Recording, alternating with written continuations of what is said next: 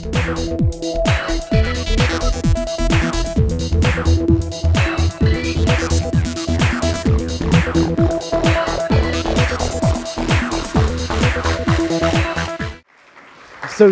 to continue Shefali's line of questioning, I'd like to introduce back Adrian Wooldridge to the stage.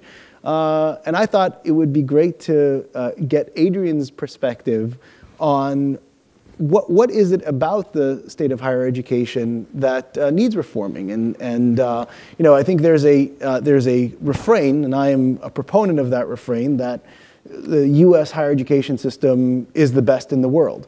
I think you can certainly look at research output and see that that's the case. I personally believe that the pedagogy is as good as it gets in the current system, but is there any evidence that that's actually true? Well, it used to be the case in the 1950s and 1960s that the American car industry was the best in the world.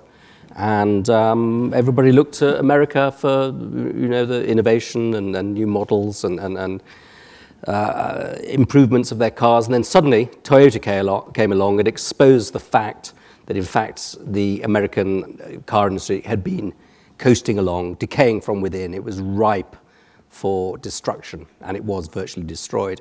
And I think there's a sense in which American higher education is rather like that, that it's been the best in the world for a very long time. It still has some islands of excellence, but there's something there that indicates to me that it's ripe for destruction in certain ways, that the costs of higher education have been going up very, very, very quickly, above the level of I think, even healthcare inflation, that the quality, that the output, that the amount that people are learning has been stagnating or even going downhill, that there's been an explosion in the bureaucracy of the system. There's been an explosion in a number of star professors who have huge salaries and don't really add very much value to the students. They're always somewhere else, making speeches somewhere else.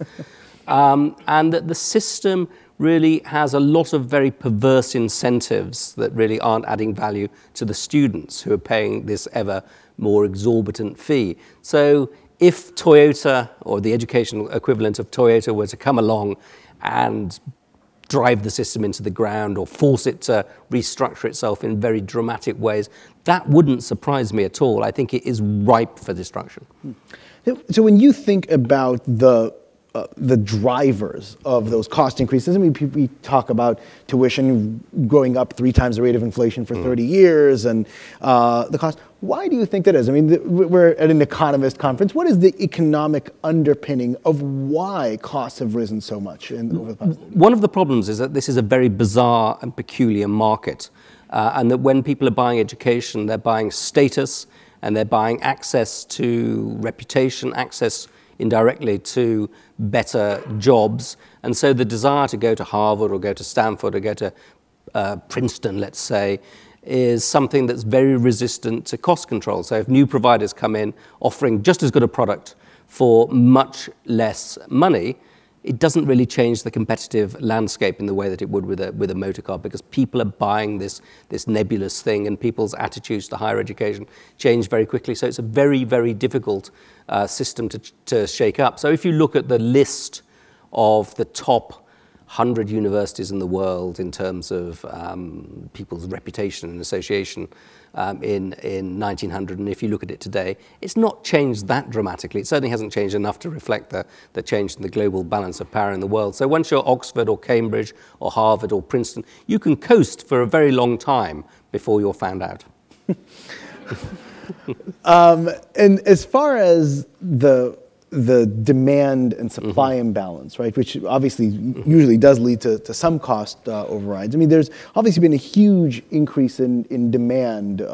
These universities have adopted need-blind policies, which have been very, very good for society, but increased their addressable pool substantially. There's obviously the changing geopolitical system where people are much freer to travel today than they are in the past. what is going on abroad? I mean, we always think about it, we are an American university example, but there are other countries that have aspirations to create world-class institutions. How do you assess what's happening outside the United States and the UK? Well, there are two things going on abroad. One is that the number of people who want higher education and are willing to pay for it is increasing very, very rapidly. China being an obvious example of that, the economy just growing hugely, and also huge emphasis being placed on higher education. The second thing that's going on is that capacity is being created in these countries. So you have a huge number of universities being built, particularly in China, less so in India, also in the Middle East, a lot of money going into creating new universities. So these countries are becoming, or will become in the longer term, real competitors to the United States. You know, the world in which America could dominate, absolutely dominate the list of the world's best universities because it just had more capacity than anybody else and was spending more money on research and development. That world is fading. It'll take a long time for it to change. And all of this is happening at a time when information technology in particular is really exploding a lot of the models, particularly the model of lecturing. When I was at university, a very long time ago now, there was a professor of medieval history who read out his lecture from these fading notes. And he read the entire lecture, putting each piece of paper behind the other piece of paper. After every sentence, he coughed and then continued with this process. And then when he reached the end, he just started again. And although that's an extreme example, it is rather a metaphor for the way that higher education has become stuck in this spluttering, coughing, repetitive model for a very, very long time. Well, he's now dead. So, Adrian, thanks for your perspective. Very much appreciate it. I thought we would bring the rest of the panel out and we can have a discussion, open up to questions from the audience. Yeah, you can.